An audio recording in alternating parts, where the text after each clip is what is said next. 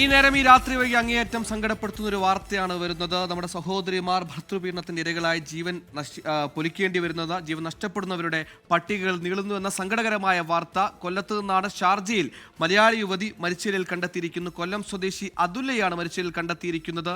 അതിക്രൂരമായ ഭർതൃപീഡനത്തിന് അതുല്യ ഇരയായിട്ടുണ്ടെന്ന് ഏറെക്കുറെ ഉറപ്പിക്കാനാവുന്ന ദൃശ്യങ്ങളും സന്ദേശങ്ങളും നമ്മൾ ഇപ്പോൾ സ്ക്രീനിലടക്കം കണ്ടു. സുഹൃത്താണ് നമ്മോടൊപ്പം സംസാരിച്ചത്. സുഹൃത്ത് പറഞ്ഞതുപോലെ മനഃശക്തിയുള്ള ഒരാളായിരുന്നു അതുല്യ. നേരത്തെ സമാനമായ രീതിയിൽ തന്നെ ക്രൂരമായ മർദ്ദനമേറ്റിരുന്നു. അപ്പോഴൊന്നും ജീവിതം അവസാനിപ്പിക്കുന്നതിനെ കുറിച്ച് ചിന്തിച്ചിട്ടില്ല. തൻ്റെ മകൾക്ക് വേണ്ടി ജീവിച്ചേ തീരുവെന്ന് ദൃഢനിശ്ചയമെടുത്ത അതുല്യ പെട്ടെന്ന് ഒരു ദിവസം എങ്ങനെ ആത്മഹത്യ ചെയ്തു എന്ന സംശയമാണ് അവർ ഉയർത്തുന്നത്.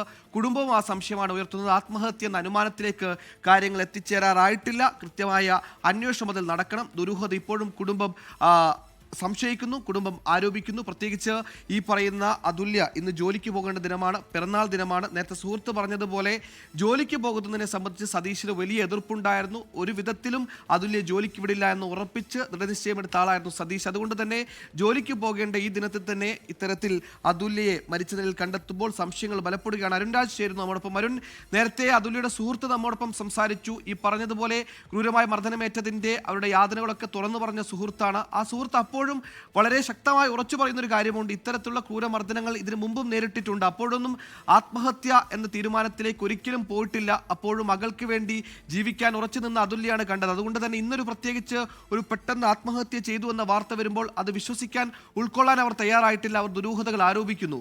അരുൺ, തീർച്ചയായും സുഹൈല്, ഒരിക്കൽ പോലും ഈ ബന്ധുക്കളും അതുല്യ അടുത്തറിയാവുന്ന സുഹൃത്തുക്കളും ഇത്തരത്തിൽ അതുല്യ ആത്മഹത്യ ചെയ്യുമെന്ന് പറയുന്നില്ല. കാരണം അതുല്യ ഇതിനേക്കാൾ വലിയ ക്രൂരമായ പീഡനം ഇതിനു മുമ്പ് അനുഭവിച്ചിട്ടുണ്ട്.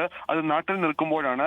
ഒടുവിൽ നാട്ടിലെത്തി രമ്യതയിൽ കാര്യങ്ങൾ പരിഹരിച്ച് വീട്ടുകാരുമായി സംസാരിച്ചാണ് അതുല്യ തിരിച്ച് ഈ സതീഷിനൊപ്പം ജീവിതം തുടരുന്നത്. ഇതിനുശേഷമാണ് ഇവർ വിദേശത്തേക്ക് അടക്കം പോകുന്നത്.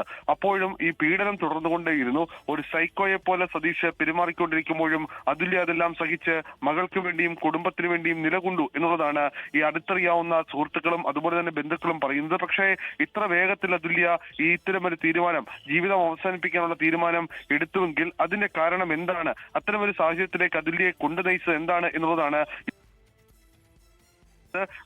അവരെല്ലാം തന്നെ പറയുന്നത്. അത്തരമൊരു സാഹചര്യം അതുല്യക്ക് ഇല്ല എന്നുള്ളതാണ്. എന്തായാലും സംഭവത്തിൽ അന്വേഷണം ഇപ്പോൾ ഷാർജ പോലീസ് തുടരുകയാണ്.